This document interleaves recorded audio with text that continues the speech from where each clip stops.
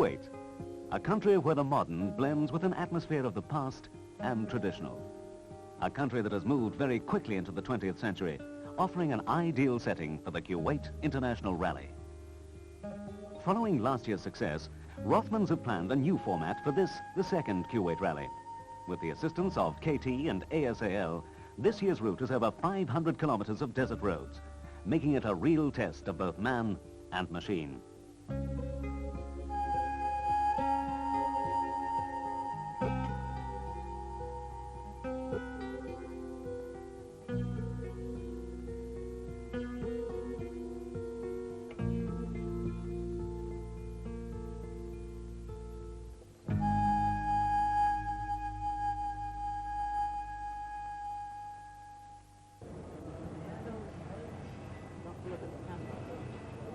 For the competitors, there's no time for sightseeing during the weeks before the event.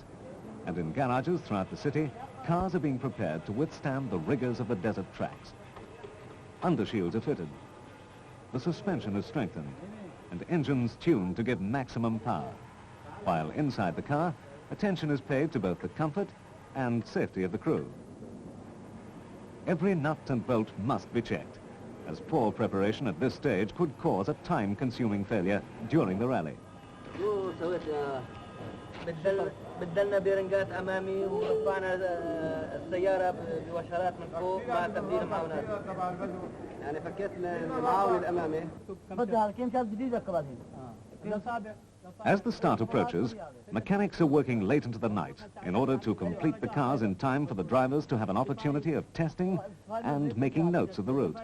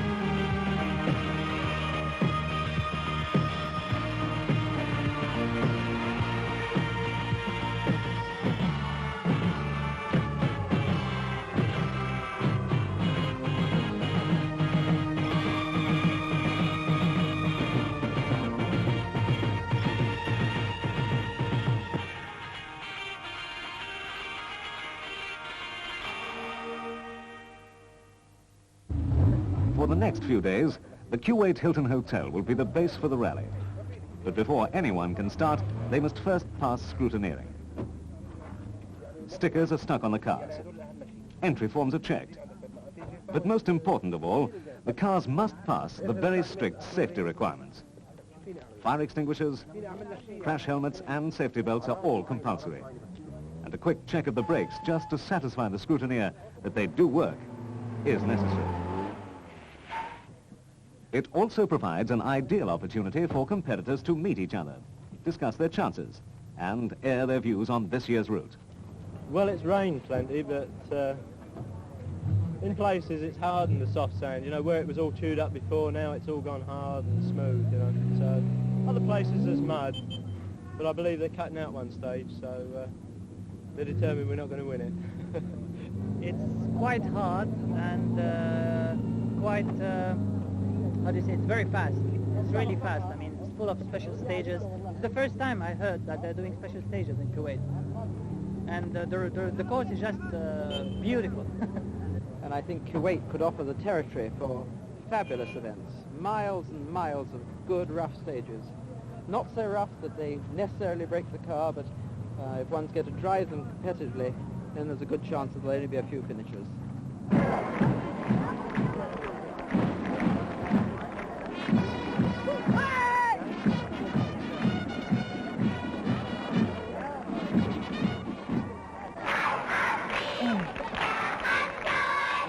While the rest of Kuwait celebrate their National Day with parades and firework displays, Mechanics make last-minute checks and the drivers try to relax before the start.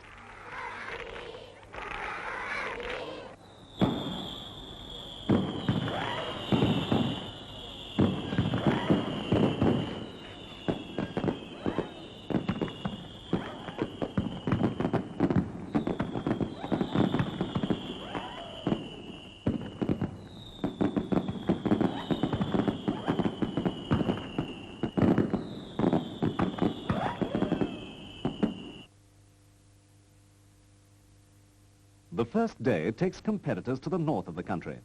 A rocky outcrop known as the Mutla Ridge provides some of the roughest stages of the event. Safety belts and helmets are on, and leading the field away are last year's winners Roger Taylor and Ronald Allen. Time card stamped, and away goes car number 1. Second off the line is a veteran of many European rallies, and now resident in Kuwait, Richard Martin Hurst, and co-driver Henry Hoggo. A driver with a lot of experience of desert rallies is Gerard Asfar. Driving a Renault 17, he's partnered by his wife. The very strong Renault team is completed with an R16 for Gerard Sunal and Yassan Sada, and the small R5 of Yves Tartrat and Remy Dominic. Destined not to finish the first circuit, however, is the brand new BMW of Gerard Muller, who rolled out of the event on only the second stage. The scenery is dramatic, and the speeding rally car is often swallowed up into what is seemingly an endless wasteland and tracks that have no end. In front of them, competitors have 2 days of driving and over 300 kilometers of high-speed special stages on rough desert tracks that were designed for camels rather than motor cars. The mechanics have done their job. The cars are as strong and reliable as they know how. The rest is up to the driver. His task, to drive as fast as he can without breaking his car or leaving the road. Not an easy job when there are 40 other competitors trying equally as hard, and when one bump or hole taken too fast could mean the end of your rally. The co-driver, one eye on his stopwatch, the other on the road, has an equally important job. A missed junction could cost minutes, and from now on, every second counts. No sense of urgency for the spectators, however, just a pleasant afternoon enjoying all the action and the February sunshine. 3, 2, 1, go. The marshals play a vital role in the proceedings. Using digital stopwatches, it is they who record the times of the competitors over the special stages.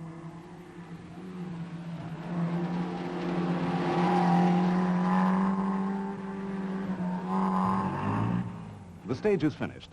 The time entered on the time card, and off he goes to the next section.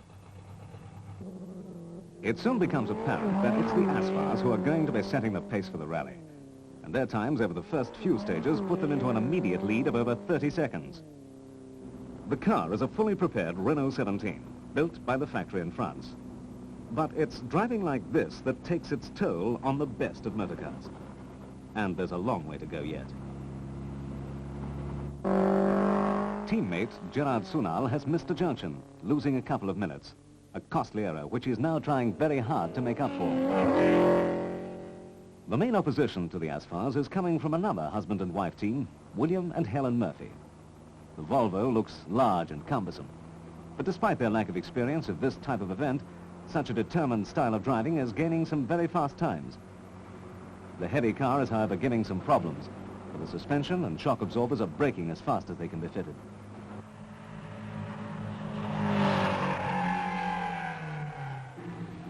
Riding the bumps well are the little Honda Civics, and with reliability on their side, the Jovan Hondas are favorites for the team award.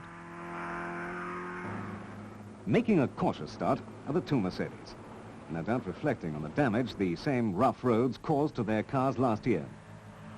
They are, however, far better prepared this time, and with Klaus Meissner, technical director of Mercedes Kuwait, driving one of the cars, it's not surprising that the preparation is meticulous.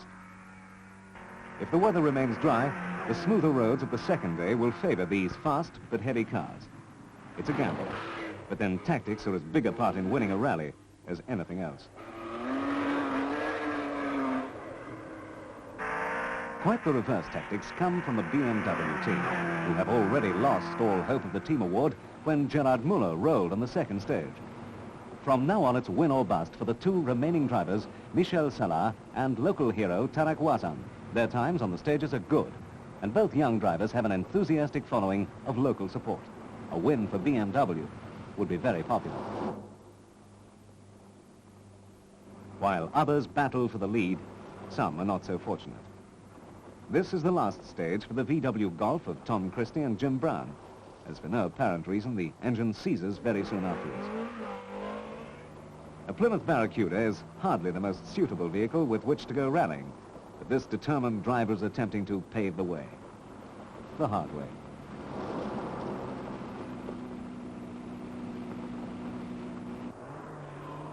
As for the navigation, well, it's quite simple really, although on occasions people do have slight differences of opinion.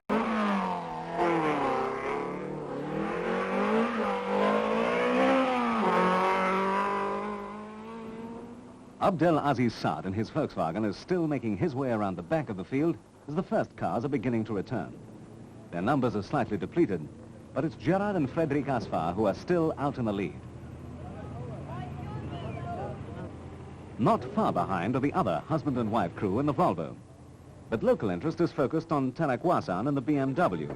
With Arthur George co-driving, he's holding 5th place and still a threat to the leaders. The rough roads of the Mutla Ridge have taken their toll, and there are few cars that don't require some form of repair. Mechanics are paying particular attention to the front suspension of the Renault, and as the results of the first day go up, there are few people who don't realize it could be all very different by the end of tomorrow.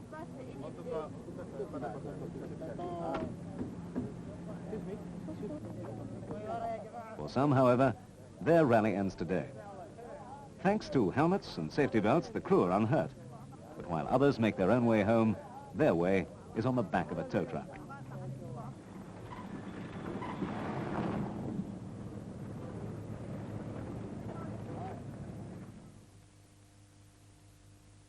The second day takes competitors into the Sulabia area, to the south of the city. The tracks are across the desert, and although sandy in places, they're a lot smoother and faster than those of the Mutla Ridge.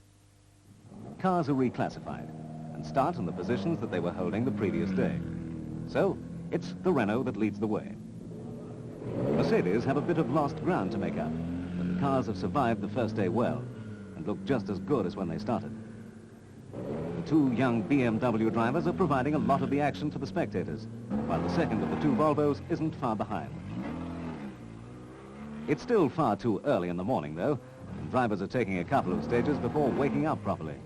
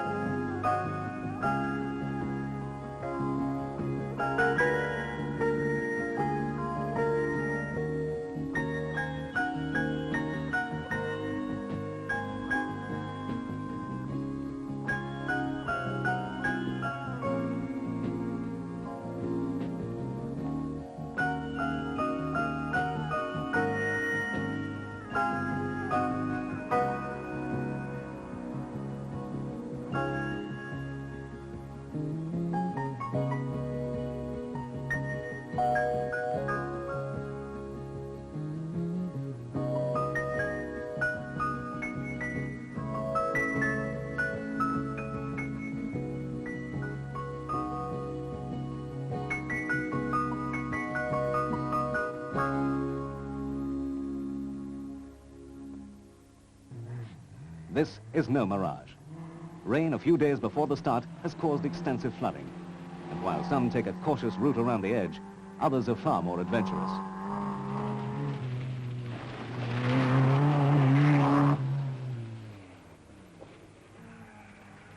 While there are some who border on the foolhardy and are lucky to escape, at least without getting their feet wet.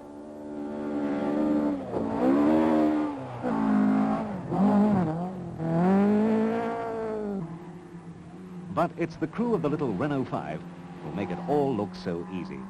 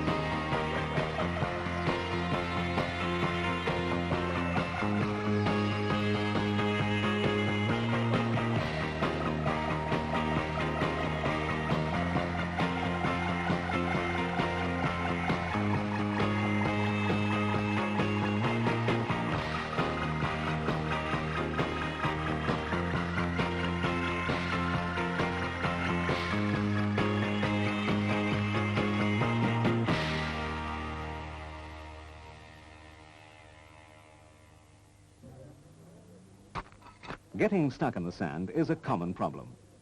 One mistake and you're off the track. And that invariably leads to a digging session. There are normally a band of willing helpers about, and when you've got half the police force helping, it doesn't take very long.